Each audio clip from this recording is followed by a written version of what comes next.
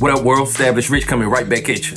Ladies and gentlemen, let me make this crystal clear from the start. Donald J. Trump ain't playing. When a man stands in front of the world and says he's sending 800 National Guards to Washington, D.C. to clean it up, and then names Chicago, Los Angeles, Baltimore, and Oakland as next in line, you better believe he's serious. This is not rhetoric for applause. This ain't no soundbite for television. This is a direct signal, and the target is clear. If you think D.C. is the end of the list, you fooling yourself. If you think your city ain't on his radar, you dreaming. Because the second he moves into one city without significant pushback, he's gonna feel emboldened to move on to the rest. Monday morning, President Trump announced he would be deploying the National Guard in Washington, D.C. to crack down on crime. But it was his later comments about other major cities that he sees as problematic that caught the attention of local leaders. And then you have, of course, Baltimore and Oakland. We don't even mention that anymore. They're so far gone. We're not going to let it happen. We're not going to lose our cities over this. The president seems to suggest he'd potentially consider extending the deployment of the National Guard to Oakland. This follows last week's report from the Major Cities Chiefs Association that shows violent crime has significantly decreased in Oakland. In the first 6 months of 2025 compared to 2024, homicides in Oakland were down 21%, assaults down 18%, robbery down 41%, and rape down 24%. Only arson saw an increase up 9% from the same period last year. Oakland Police Chief Lloyd Mitchell praised that progress in a news conference Thursday. We want people to understand that while we are a major metropolitan city and there's going to be a certain level of crime is going down. People are starting to feel safe. Mayor Barbara Lee reacting to the president's comments in a statement saying in part, quote, President Trump's characterization of Oakland is wrong and not grounded in facts, but in fear-mongering. We're making real progress on public safety in Oakland, and while we acknowledge we have more work to do, we are doing this work each and every day. Oakland Councilmember Charlene Wong also disapproved of the president's remarks. The commonality seems to be that they're democratically run rather than the fact that they are cities that have the highest levels of crime, punishing people who did not perhaps vote for him.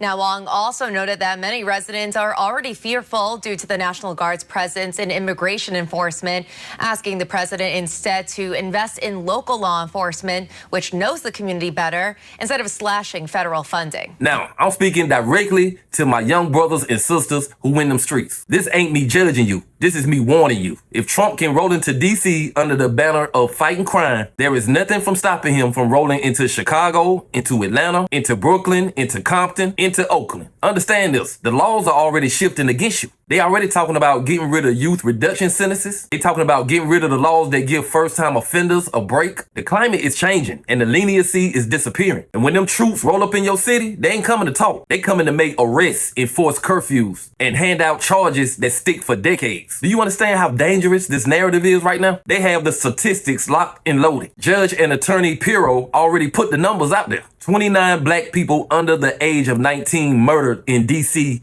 in 2024. We're only halfway through this year and it's already 15. Do you think the average American is going to cry foul when Trump says he's going to clean up those numbers? Because the truth is, a lot of people, including black folks in those same neighborhoods, are going to say it's about time. They tired of burying children. They tired of ducking gunfights. They tired of avoiding the gas station because it's a crew out there hustling. They tired of getting harassed walking into their own homes. You think every black person is going to automatically side with you because you black? Hell no. When the crime is this bad, when the community's fear is this high, sympathy for criminals vanishes fast. And if you think this is new, it's not. Reagan's war on drugs in 1984 put entire black communities under siege in the name of saving the streets. They flooded our neighborhoods with police, locked people up for decades, and left families destroyed. In the 1990s, Bill Clinton's crime bill promised to get tough on crime in the 90s. It gave us mandatory minimum sentences, 3-strike laws, and prisons bursting with young black men. And after Hurricane Katrina in 2005, New Orleans saw military-style policing in black poor neighborhoods. Checkpoints, curfews, armed patrols, all of it done under the banner of order and safety. So when I tell you Trump can and will do the same thing, I'm not speculating. I'm telling you there's a historical pattern of targeting urban black communities with aggressive law enforcement when the headlines justify it. Now here's the uncomfortable truth. There will be two camps of black America when Trump does this. One will say he's targeting us. This is racist. This is about controlling the black community. The other will say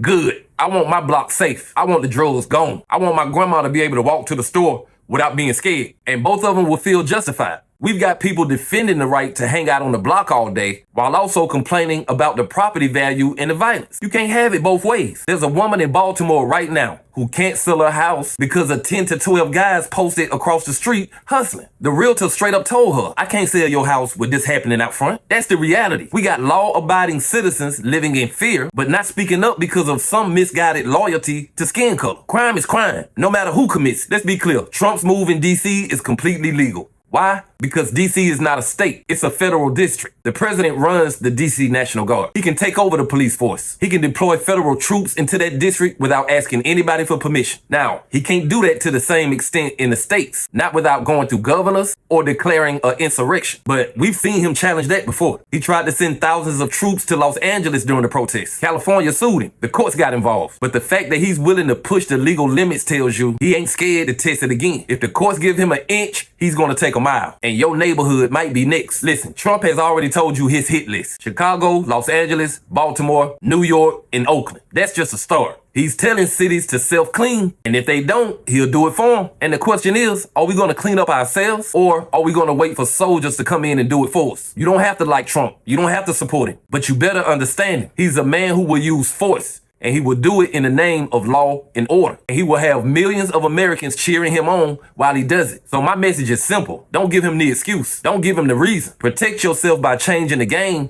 before the rules change on you. Because once they do, it ain't no winning from behind bars. This is the final warning. History has already told us how this movie ends. And this time, we have a chance to change the ending. But hey, that's just my opinion. What's yours? Like, comment, subscribe, establish rich. I'll be back with another one. Peace.